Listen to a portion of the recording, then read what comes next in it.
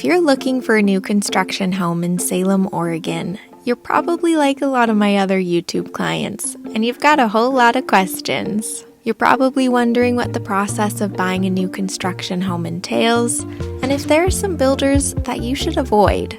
So in this video, I'm going to walk you through the 10 steps of buying a new construction home and some of the builders that you should keep an eye on. Whether you've purchased a home before or you're a first-time home buyer, this video is going to help you understand the nuances of buying new construction in Salem, Oregon. Stick around until the end because I'm going to be sharing with you the top new construction developments that my YouTube clients are checking out.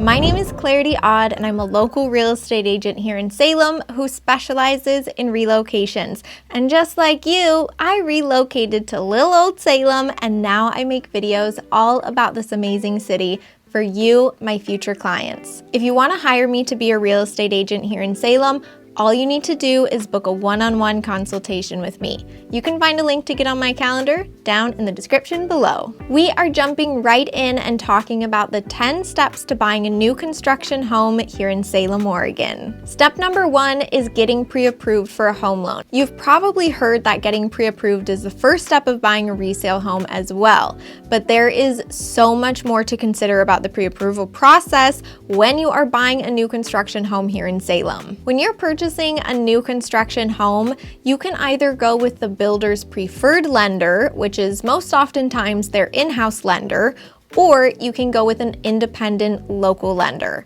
One of the largest benefits to using a builder's preferred lender is that oftentimes they are able to offer you incentives that are incredibly enticing. At the time that I made this video, one of the largest national builders here in Salem, which is D.R. Horton, they were offering buyers a 4.99% interest rate. Of course, you have to qualify for those interest rates and you have to use their in-house lender, but a 4.99% interest rate in this market today is phenomenal. So that is a huge incentive that local lenders typically cannot compete with. D.R. Horton is such a big builder across the entire United States that they're able to offer these really aggressive and low interest rates and other strong buyer incentives. The biggest drawback to using an in-house lender or the builder's preferred lender is that you might not like the idea of the builder and the lender being in bed together. Do be mindful that incentives, whether that be low interest rates or the builders covering your closing costs,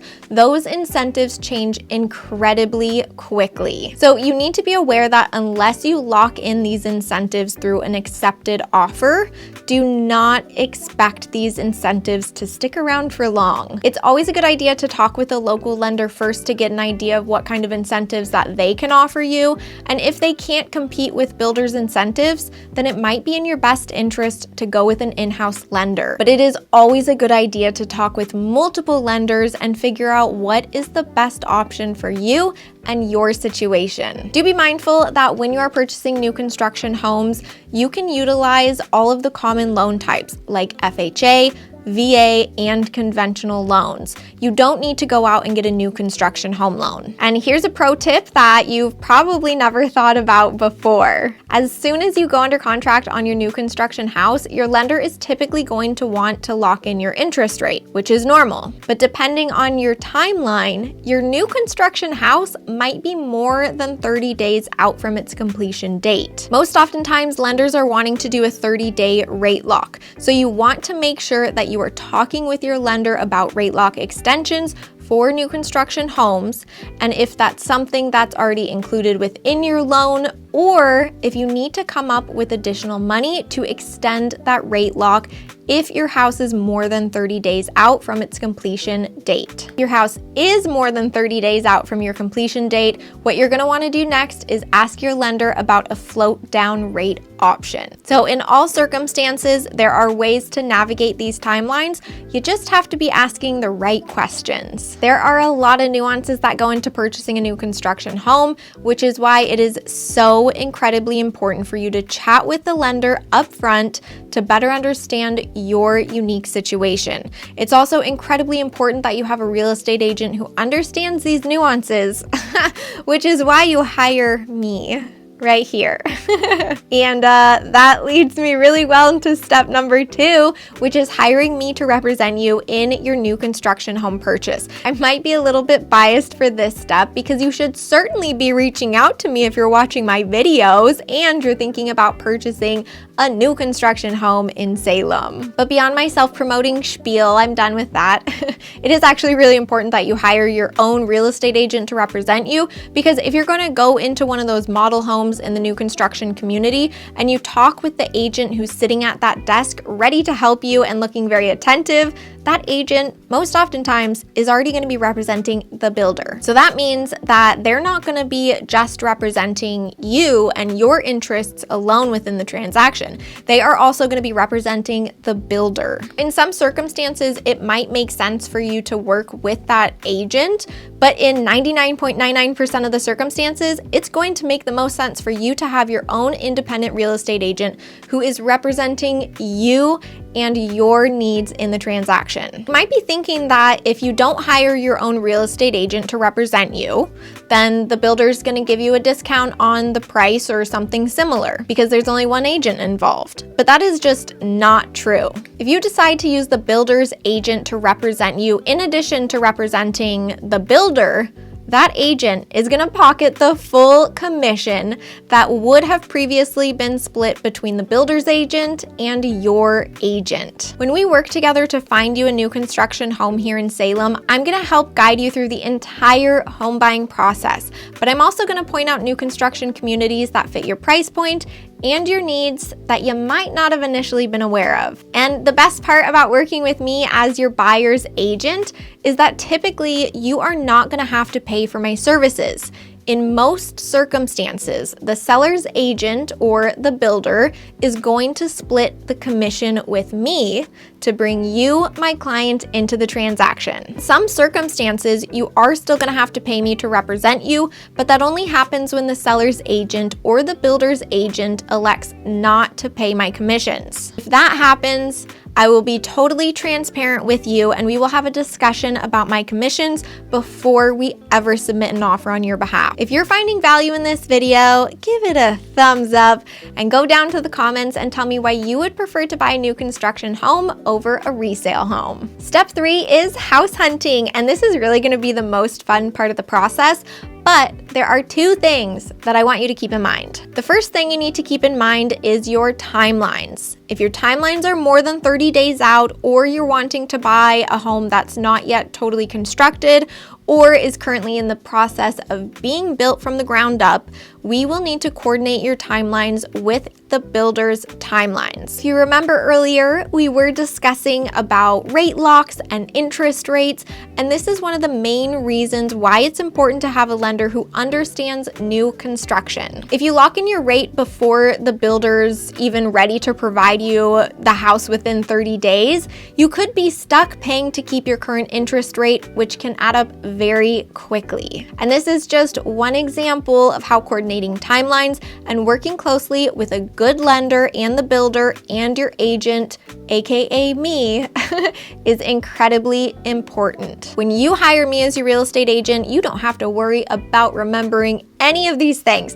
because I'm going to remind you and tell you these questions that you might want to be asking. The second thing that I want you to keep in mind is as we begin touring homes, whether that be in person or virtually, is the fact that model homes are meant to look incredibly pretty and enticing. They are meant to sell a lifestyle about living in that new community. So keep in mind that those model homes typically they have upgrades or additional lighting packages or upgraded landscaping, which means that the house you get might not look exactly like the model home, even if it's the same floor plan. Depending on the builder and the community that you're purchasing in, the upgrades are going to be extra. Things like AC, fencing, blinds, those are all going to be considered upgrades in many of the new construction developments here in Salem. Those upgrades, they are going to come at a cost to you, the buyer, if you're wanting those features. It's important to recognize that not all builders offer the same level of upgrades and customization. But after we chat on our one-on-one consultation, I'm going to have a better idea of what the expectations you have for your new construction home are.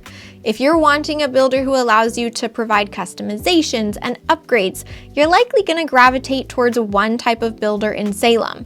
If you want a home that offers incentives like low interest rates, if you use their in-house lender, and you don't really care about the upgrades or customizations, you are likely going to fall into a different type of builder entirely. But this is why we have a conversation up front so that I can help you figure out which direction and builder I should direct you towards. Step 4 in this process is once you've actually identified the house or the community that you're wanting to purchase a new construction home in, we are then going to write you an offer to purchase. When you make an offer on a new construction home, depending on which Salem builder you're going with, you are either going to be using state-regulated real estate forms or the builder is going to have their own set of forms. But in either circumstance, it is incredibly important that you read all of those contracts and understand your obligations as a home buyer. The key highlight when you purchase a new construction home is that most oftentimes the builders are expecting you to purchase the home for what they have it listed for,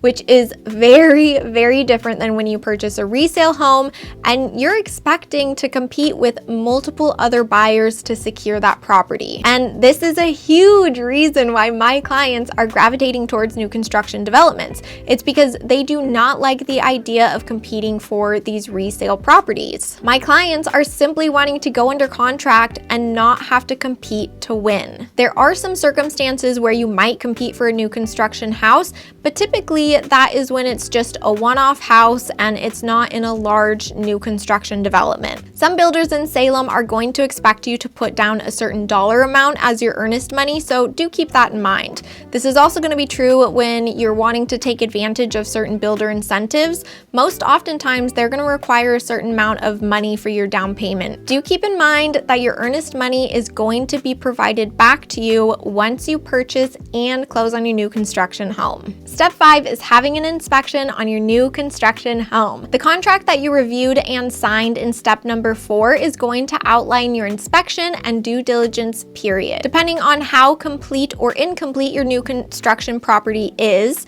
you might be doing your inspection right away, but you also might have to wait a few weeks before you can actually conduct your inspections so that the house is closer to its completion date. It's really important to remember that although you're purchasing a new construction house, there are likely going to be small things that need to be addressed after you have your inspection.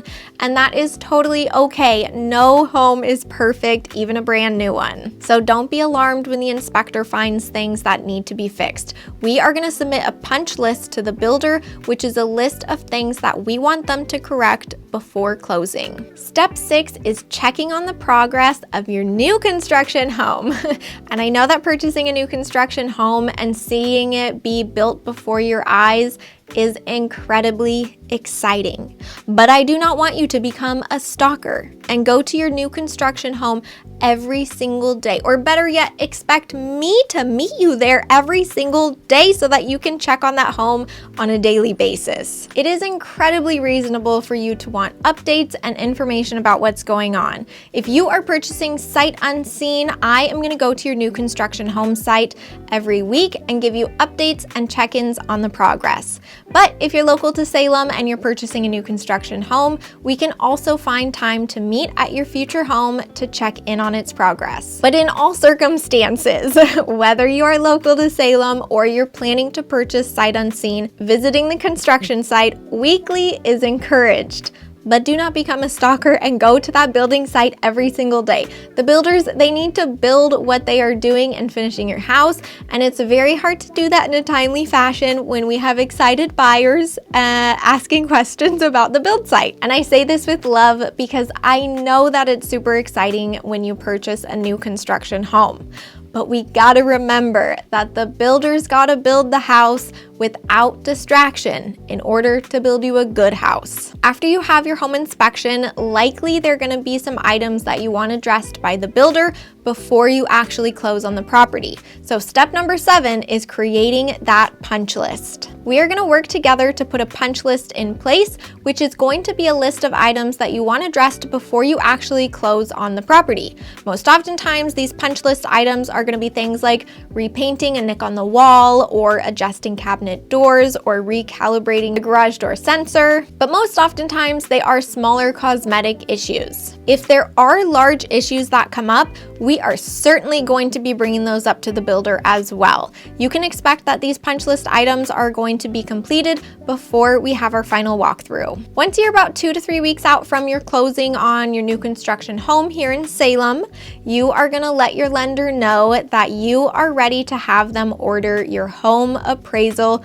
which is step number 8. It's really important that if you're not using an in-house lender supplied by the builder, that you communicate with your independent lender to get that appraisal going. If you have the appraiser come out to the house too soon in the process and the builder doesn't have things like the flooring in or the stove, then your appraiser is likely gonna have to come back to the house to reappraise, which most oftentimes is going to come at a fee for you. Step number 9 is getting home insurance. You are going to need to secure homeowner's insurance once you go under contract on your new construction home. One of the greatest things about new construction is that typically your home insurance premiums, they are going to be lower than if you purchased an older resale property. This is because when everything is brand spanking new in your house, the risk to insure is lower in most circumstances. Do be mindful that when you're purchasing a new construction home,